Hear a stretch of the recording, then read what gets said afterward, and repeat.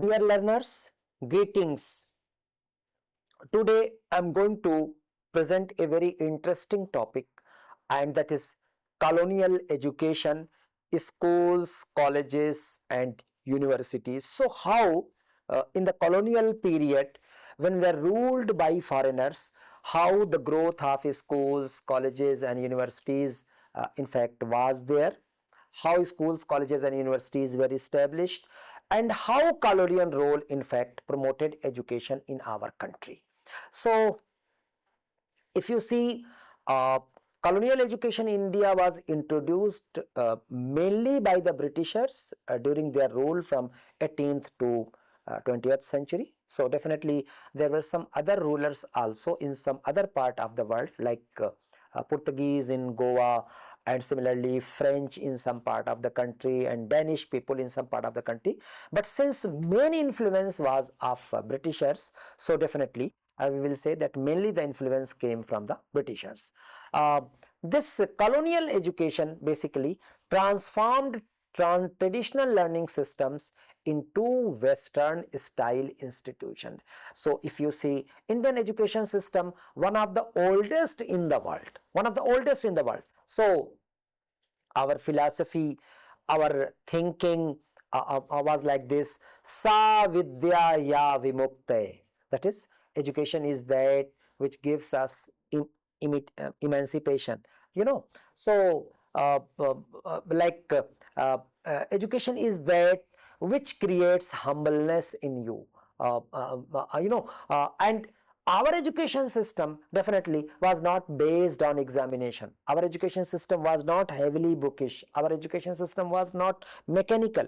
So many peculiarities of Indian education system were there, but somehow during the colonial period, this traditional learning system was transformed into Western style institution, where emphasis was more on the degrees, where emphasis was more on passing the examination, and where the emphasis was more to produce clerks so that India may be governed easily. So in fact it transformed our traditional learning system.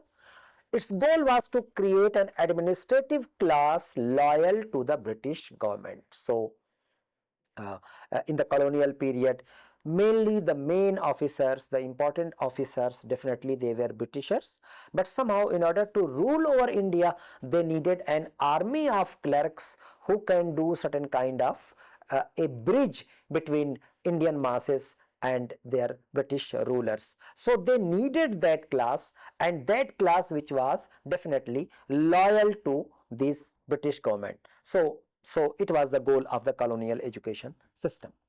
So if you see how our system was there. So the moment Britishers arrive, so different systems of education were there in the country. Gurukulas were there, madrasas were there, pathshalas were there, maktabs were there, which focused on moral, religious and practical knowledge. And definitely it was decentralized and community based. Here we have to understand this thing, that in different part of the country different system ran, and that different system ran according to the need, and it was totally community based. And definitely the learning was emphasized on oral traditions, local languages and holistic development. So the development that includes physical, mental, moral, emotional, social and spiritual development. So if you see early British interest in education, so East India Company initially avoided educational responsibilities. They earned huge profit from India, but they didn't take the responsibility. So initially they avoided the educational responsibilities. Rather, missionaries which came from Britain and other parts of the Europe, they wanted to spread Christianity, and they thought that education will be one of the best means to spread the Christianity. So they promoted Western education, and their purpose was not just to educate the Indian people, their purpose was to spread Christianity. But definitely at this juncture of time, East India Company didn't take the responsibility. But the Charter Act of 1813, in fact, it mentions that somehow, since East India Company earns a lot of profit from India, so its responsibility is there to spend at least 1 lakh rupees to educate Indians. So it was this Charter Act of 1813 and its section 43 basically was very remarkable, that first time East India Company was made responsible that to educate the Indian is the duty of the East India Company. Then the moment this section 43 of Charter Act 1813 came into existence, then there was a debate and there was a controversy in India that is known as Orientalist and Occidentalist controversy, or Orientalist versus Anglicist debate. So Orientalist and Occidentalist or Orientalist versus Anglicist debate. So what was this debate? In fact, the moment it was mentioned that East India Company is required to spend 1 lakh rupees to educate Indians, so there were two groups. One group wanted that these 1 lakh rupees should be spent on Indians to educate them in Indian learning system, in teaching them classical languages and in teaching them their traditions and all these things. So that group was known as Orientalist. That is, you spend 1 lakh rupees on educating Indians in Indian knowledge, in Indian tradition, in Indian system, in Indian languages. Whereas there was another group which wanted that these 1 lakh rupees should be spent to educate Indian in Western education, and the medium of that education should strictly be English. So that group was known as Anglicist or Occidentalist, and there was a long debate between these two groups. Both the groups, I mean, they have their own arguments and then counter arguments. I mean, long debate was there.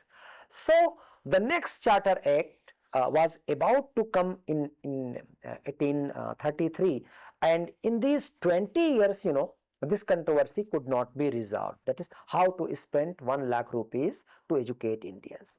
So by that way, the moment this controversy couldn't be resolved, then Governor General of India recommended and requested the British Parliament that you send someone to India who can resolve this controversy. That is, how to spend these 1 lakh rupees on educating Indians.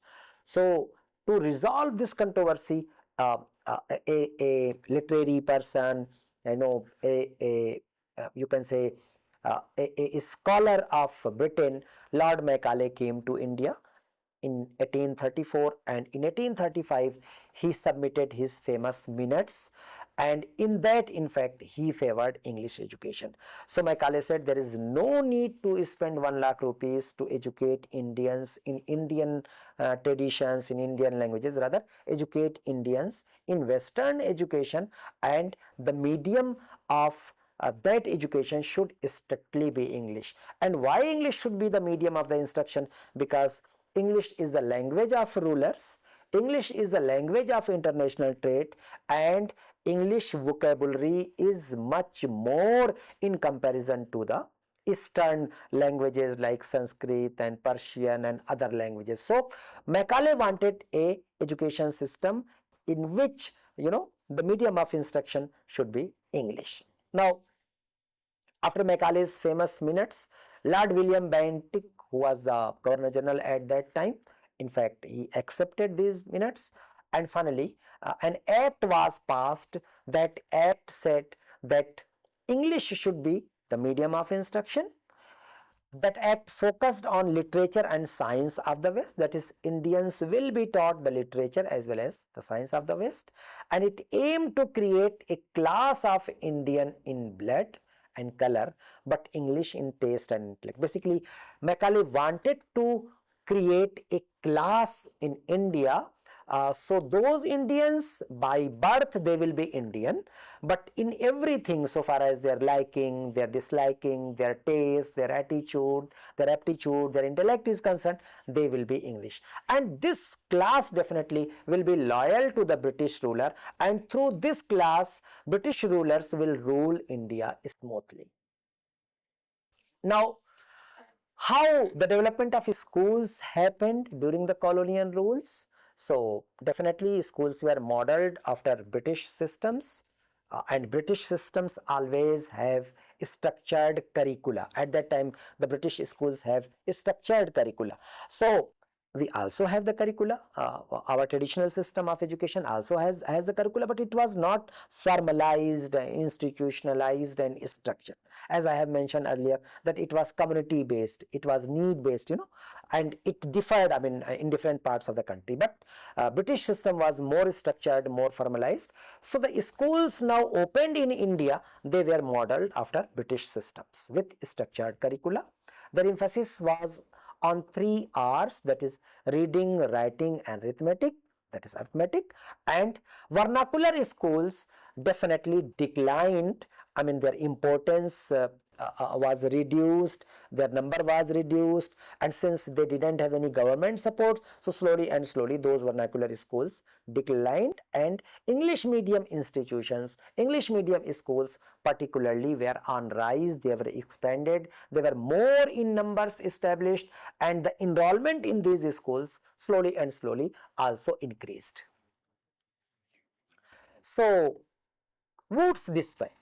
So if you see, one policy in India uh, was on rise for almost 20 years based on Macaulay's minutes. Now, another important development in the history of Indian education happened when we got the Wood's dispatch.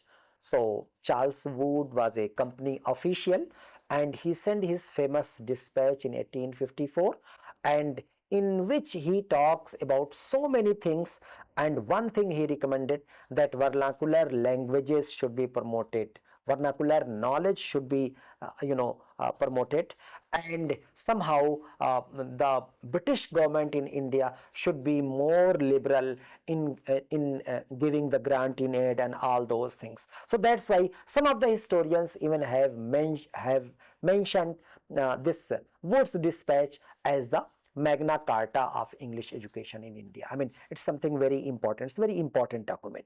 So besides recommending so many things, one thing this Wood dispatch talked about and recommended the establishment of 3 universities in 3 big presidencies of the country. So at that time Bombay was a big state, big presidency, its area was huge. So it recommended that one university you establish at Bombay. Calcutta at that time was the capital of India, again a very important city, and Bengal was a very important presidency. So that's why it recommended that in Calcutta you establish one university, and one university you establish in Madras. And again Madras at that time was a big state, it was a big presidency. So established 3 universities in 3 presidencies of India, and this will be a certain kind of affiliating system of universities. So as such, teaching, learning and research, I mean, it will be taking place in the colleges which are affiliated by these universities, and mainly these universities will be doing the administrative work. So further, Wood's dispatch in fact advocated that there should be a formalized system of teacher training. It recommended about women's education, and it recommended about departmental organization. So if you see, after Wood's dispatch, slowly and slowly colleges, number of colleges were increased. So initially, I mean, there were few colleges which were established in major cities, and definitely teaching and learning took place in these colleges, but these colleges were affiliated by the universities. These colleges basically focused on arts, humanities and some other subjects. And if you see the example of big colleges are important colleges which were established at that time. So Presidency College, very prestigious college, even today it exists and it is one of the most prestigious colleges of the country. So it was established at that time. Elphinstone College, which is in Bombay, again, I mean, it's a very prestigious college, and it was established at that time, and Madras Christian College. So I mean, there are so many other colleges established in other important cities of the country, but just I have taken few examples here. Then what was the scenario of the establishment of universities, particularly after 1857? I mean, the moment we got the Wood Dispatch. So what was the scenario of the establishment of the universities? So as I have mentioned, after the Wood's Dispatch recommendation, Calcutta, Bombay and Madras universities were established in 1857.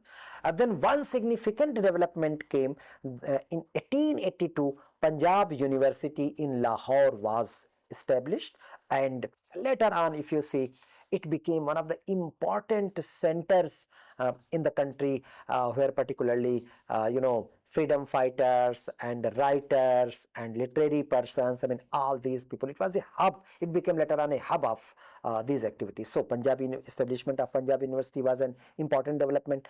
And then after 5 years, Allahabad University at Allahabad in UP was established in 1887. But you see, whether it is Punjab University or Allahabad University, initially they were mainly the examining bodies.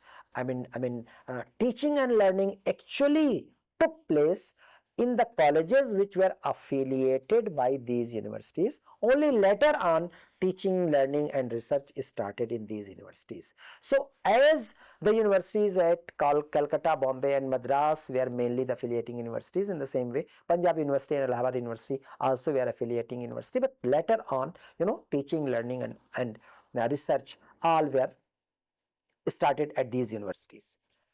So what was the impact of establishment of these universities and colleges and schools, particularly established by British government? What was the impact on Indian society? Definitely, the biggest impact was that it created an educated middle class and new intelligentsia. And see, if you see the human, our struggle for freedom, so all of our big leaders who were involved in, freedom struggle, Mahatma Gandhi, Sardar Vallabhbhai Patel, Pandit Jawaharlal Nehru, other people, Dr. B.R. Ambedkar, I mean, all these people. So if you see, all these people were the product of these schools, basically. So initial or the primary education or the up to middle level education they have got in these institutions, and then they later on went to Britain. From there they got the higher education, and in fact from there they came to India and they ran that freedom movement. So the very impact on the Indian society that was there of these schools, colleges and universities established during colonial rule was to create an educated middle class and a new intelligentsia. And this new intelligentsia later on gave shape to the Indian society in so many ways. In fact, it introduced ourselves, it familiarized ourselves with the Western ideas of democracy, liberty and racialism. So it's never like that we Indian didn't have the democratic values, or we Indian didn't have the liberty, or we were not rational. I mean all those things were there. But it was according to our custom, it was according to our traditions, it was according to our culture. But Western concept of democracy, Western concept of liberty and Western concept of nationalism definitely was introduced by these schools, colleges and universities. And as I have mentioned, in fact, later on these institutions became big platforms for big social reform movements. So many movements ran by those people who were passed out of these colleges and universities.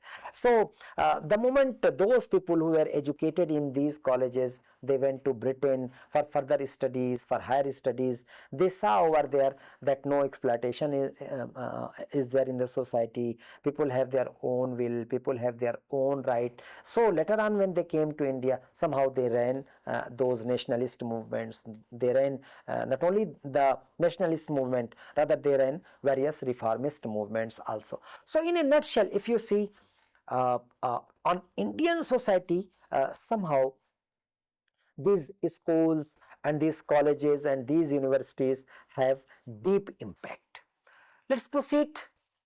Uh, Definitely, this colonial education has so many limitations as well. How? I mean, just let me clarify through these 3 points. It neglected mass and rural education. It is one of the biggest shortcoming of this colonial education. So, uh, as I have mentioned that Macaulay in his famous minutes say that it's not possible to educate every Indian. So instead of educating every Indian, you select some people belonging to upper strata of the society, educate them, and when the masses will come into contact with them, they will automatically get educated.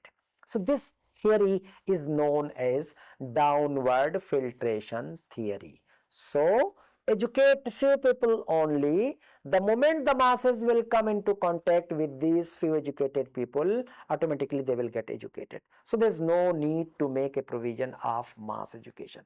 So this was the philosophy. Another thing, mass education required lot of infrastructure, required lot of funding, and definitely colonial people and colonial rulers were not interested in that. So somehow besides having some advantages, colonial education suffers from this limitation, that basically it neglected the mass education. And not only the mass education, rather rural education also. Why? Because mostly the schools, the colleges and the big universities were located in the big cities. So in order to get the education, people were required to migrate to those people. So very few schools, very few colleges you will find in the rural areas. Mainly they were located in urban areas. So this was one of the most important limitation of colonial education. Then it focused on clerical training over scientific or vocational training. And if you see the history, there was one commission that is known as Indian Education Commission, or it is known as Hunter Commission. So it recommended about vocational education at that time. I mean, long back, it was established in 1882 and it gave its report in 1883. So at that time it recommended vocational learning and vocational education, but somehow it was not taken seriously by the British rulers. So if they would have taken it seriously, because India was a huge country at that time, and India had a big population. So in order to cater to the needs of this population, certain kind of vocational learning would have been important, would have become important, but somehow they didn't take it seriously. And not only they neglected this vocational learning, rather somehow scientific and other aspect they also neglected. So their sole focus was somehow to produce good clerks, to produce obedient clerks who are loyal to the British government, so that India might be ruled smoothly. So this was the second important limitation of the colonial education. Third important limitation, it created cultural alienation and neglect of indigenous knowledge. So as I have mentioned about downward filtration theory, that Macaulay said that educate only few people from upper strata of the society. The moment the people belonging to lower strata of the society, they will come into contact with them and automatically they will get educated. But this didn't happen actually. So those people who belonging to upper strata of the society, those were educated by the British system. In fact, they somehow didn't want to interact with the masses. I mean, certain kind of alienation was there. They didn't like the masses, and the purpose definitely was not served. So certain kind of cultural alienation was created by this colonial education. And not only this cultural alienation happened, rather so much indigenous knowledge, rich knowledge, reservoir of knowledge, that knowledge which came to us through generation, that was neglected by this colonial education. Now, what was the Indian response and reform efforts? So the moment it was felt this colonial education system is creating alienation, and it is neglecting our treasure of knowledge and our traditional knowledge. So definitely so many national leaders criticized it, and definitely they ran so many movements, and somehow they established their own institution so that their traditions might be saved, their knowledge might be saved, and masses are not alienated. So institution like Vishwa Bharati, which was established by Rabindranath Tagore, it was established. Aligarh Muslim University in Aligarh was established. So somehow, the purpose of this institution was to blend Eastern and Western ideals. I mean, not ignoring our root, but simultaneously adopting the Western education also. And some other institution on these patterns were also established in the country. At that time, the party which was responsible for our freedom, the party which ran the movement for getting the freedom, Indian National Congress, basically it emphasized on national education policies, national education system, and later on, if you'll go through the history, you will find that in 1937, famous Wardha education system came, which was based on the ideas of Gandhiji and which advocated about self-reliance in education, as well as not taking the grant from the government and upholding the national values, upholding the culture and traditions. So, what is the legacy of colonial education? Somehow, the modern education institution in India which were developed, somehow it was based on that colonial education system, which is one of the biggest legacies of it. Then English language and Western curricula became deeply rooted. Perhaps we would not have been sensitized towards English language, we would not have been sensitized towards Western curricula if this colonial education system would not have been there. So this is one of the important legacies. And even this legacy is continuing today. So if you see today in various parts of the globe, you will find so many youths are there, Indian youths are there. So they have taken the degrees in some vocational courses or some technical courses, some engineering courses, some medical courses, and they are going and they are going to serve in different parts of the world. It's simply because they have been educated in English. They have been educated in Western curricula. So it's not like that colonial education every time was bad. It has some good legacies also, and English language and Western curricula is one such important legacy which is continuing even today. If you see, somehow this colonial education brought modernization. This is one thing, and we were sensitized towards so many Western values, in fact. So in my opinion, it is another important legacy of the colonial education. So in a nutshell, if we talk, let me hurriedly cover the conclusion, come to the conclusion. So colonial education, no doubt, reshaped India's intellectual and social landscape in so many ways. Though it produced both loyal clerks, definitely, but simultaneously it produced so many patriots also, who later on became big reformers, who later on became freedom fighters and all that. So by that way, English education system or the colonial education system was a boon also to us.